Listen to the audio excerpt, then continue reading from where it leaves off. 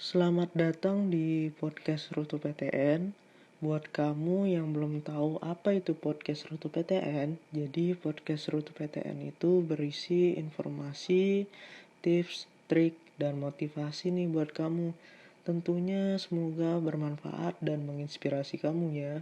Support terus podcast Rute PTN dengan cara klik follow Spotify Rute PTN dan share ke teman-teman kamu ya.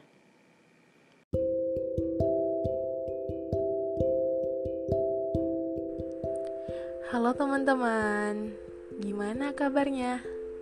Harus tetap semangat dan stay healthy ya. Balik lagi sama aku Odi. Dan di episode kali ini aku mau bahas tentang beberapa pilihan konsentrasi yang ada pada jurusan farmasi. Jurusan farmasi seringkali menjadi salah satu dari 10 besar jurusan kelompok saintek yang paling digemari. Mungkin kamu yang lagi dengerin juga pengen masuk jurusan farmasi. Nah, kira-kira kamu udah tahu belum sih? Ada beberapa pilihan konsentrasi yang ada pada jurusan farmasi. Daripada penasaran, yuk langsung disimak baik-baik. Yang pertama, farmasi klinik dan komunitas.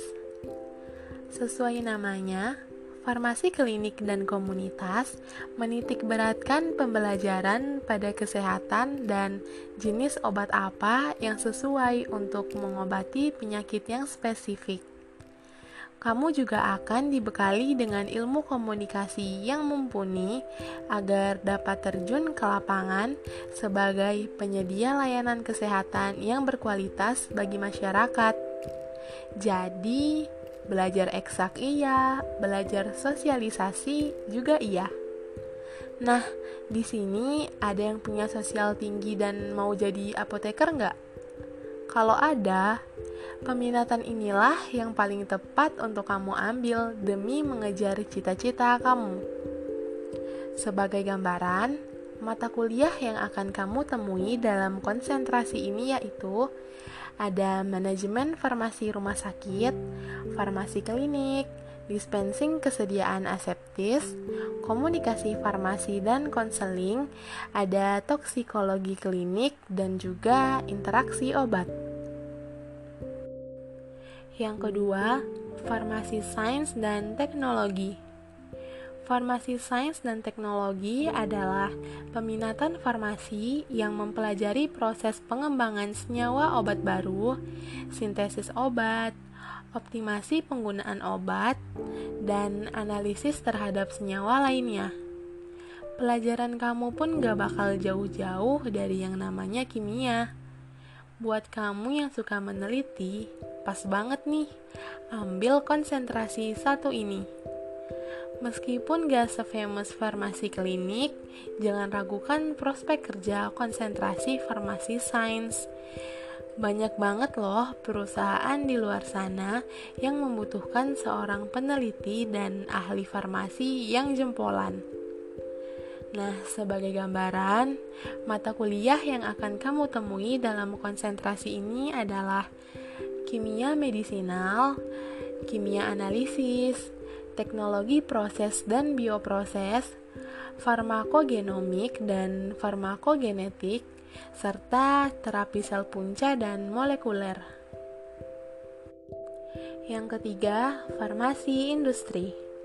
Di farmasi industri, kamu bakal banyak belajar tentang bagaimana cara memformulasi dan memproduksi obat-obatan yang aman serta sesuai dengan dosis yang dibutuhkan.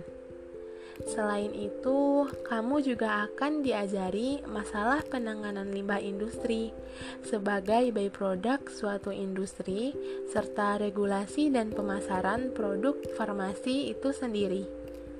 Tentunya, peminatan ini pas banget buat kamu yang ingin bekerja di industri farmasi besar sebagai seorang quality controller ataupun staff research and development.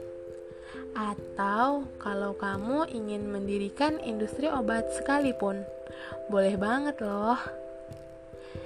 Sebagai gambaran, mata kuliah yang akan kamu temui dalam konsentrasi ini adalah perencanaan produk dan pengelolaan persediaan, ada manajemen pemasaran, teknologi pengemasan, manajemen produksi, dan uji klinik. Yang terakhir ada farmasi bahan organik. Konsentrasi farmasi satu ini bisa dibilang konsentrasi yang paling menguntungkan. Pasalnya, konsentrasi farmasi bahan organik mengkaji obat-obatan tradisional yang ada secara empirik. Obat tradisional yang dimaksudkan adalah obat-obatan yang berasal dari alam dan hewan, which is salah satu metode pengobatan yang sangat dikenal oleh masyarakat Indonesia yang kaya dengan keanekaragaman hayati. Industri farmasi bahan organik pun sekarang sudah mendunia loh. Makanya, kamu yang tertarik dengan biologi serta perkembangan teknologi dan perannya dalam dunia obat-obatan, gak ada salahnya untuk memilih konsentrasi jurusan ini. Mata kuliah yang akan kamu temui dalam konsentrasi ini adalah fitoterapi, cara pembuatan obat tradisional yang baik, dan undang-undang perobatan tradisional, jaminan kualitas bahan baku herbal, ada analisis kimia tumbuhan obat, serta analisis jamu dan obat herbal lainnya. Nah guys, itu tadi beberapa pilihan konsentrasi yang ada pada jurusan farmasi. Buat kamu yang pengen masuk jurusan farmasi, udah ada gambaran kan kira-kira mau ngambil konsentrasi apa? Semoga informasi ini bermanfaat ya. Dan terima kasih udah mau dengerin podcast ini.